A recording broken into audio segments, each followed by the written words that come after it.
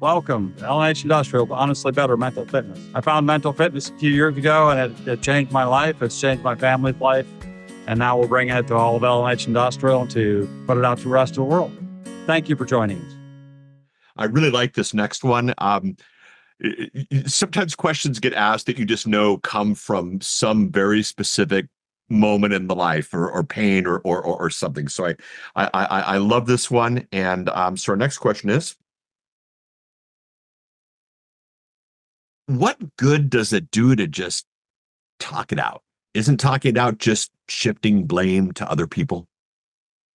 It's pretty hilarious because in my family, I'm known as like not a talker. I don't. I am not a talker. I'm a doer, and yet here I'm in a profession where I talk a lot. So I'm probably a great person to answer this question in here because I completely understand that. And I probably at one point in my life I would have asked this question or said that, like, what's the point of sitting around complaining about that? Like, get up and do something about it. And yeah, I agree with that sentiment. And I might equate talking with thinking. Jordan Peterson talks a lot about like he had a stand against free speech and compelled speech, and it's like compelled speech is compelled thought. And we had our talk about how powerful language is and how powerful the words that we use affect the way that we feel, and the way that we feel affects the words that we use. And so when someone is forced to, and I use the word force lightly, nobody's forced to do anything, but when I ask a question to somebody, what is it that, it's, I can't believe that they did that, or it, or I ask the question, what is it? Or what is, or like really simple, like really granular, like to define something. And when we're I'll just use the word force because that's what's coming. Forced to take our feelings and put it into words,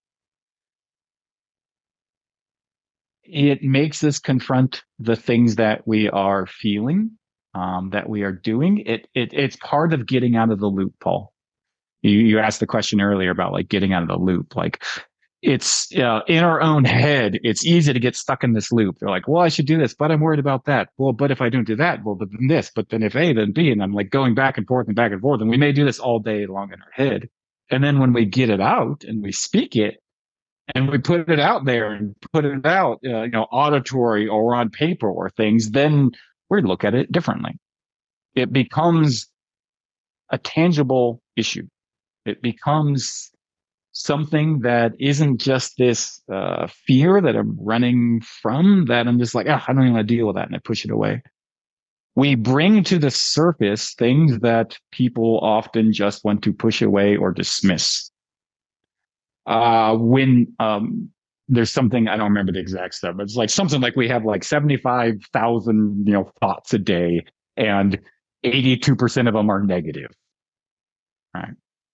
And most of the time this thought comes up and I push that away. This thought comes up and push that away. And so when I'm like, tell me the thought, what is the thought that keeps coming up for you? And that we allow it space.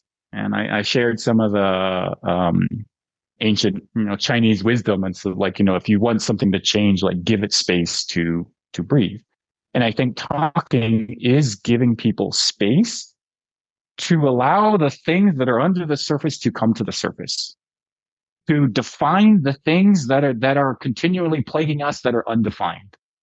It's like a pain in my side, or a pain in your foot, but you don't want to stop. You just keep going. You just keep going. Then suddenly you're like, okay, I got to figure out what oh, it's a thorn in my thing. And if I just do this, but versus like, it's just this feeling versus defining it. And then when we define it, then we get to say, okay, I usually ask them, is that it? Like, is that accurate? Like, is that what you've been experiencing, feeling? Is this the thing? Right? And then it's usually like, yeah, that's the thing, that's the thought, that's whatever it is. And then we can ask the question, okay, great, that's it. What now? What do we want to do with it?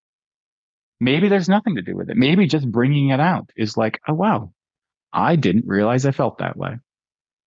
I can't tell you how many times I've had that experience where I just create space for somebody to talk and vent and to just go freely, to explore and say freely without any judgment.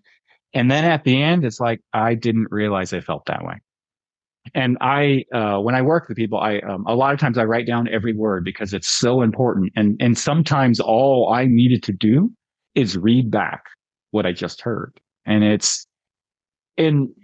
sounds stupid, right? Like you just told me a bunch of things, and then I read that thing back to you, what you just told me, exactly your words. I can't tell you how many times it's a revelation to hear it read back to you, because we felt that way, but have never experienced it in that. I see a fundamental thing of this mental fitness is like awareness of ourselves. And we become disconnected from our own selves. And so through talking, through force to put things into words, we get to see, hear, and experience ourselves in a way that, and in a depth that we never been able to before. And it brings the intangible tangible, because then now we can talk about it. We can say, we can ask the question, what now?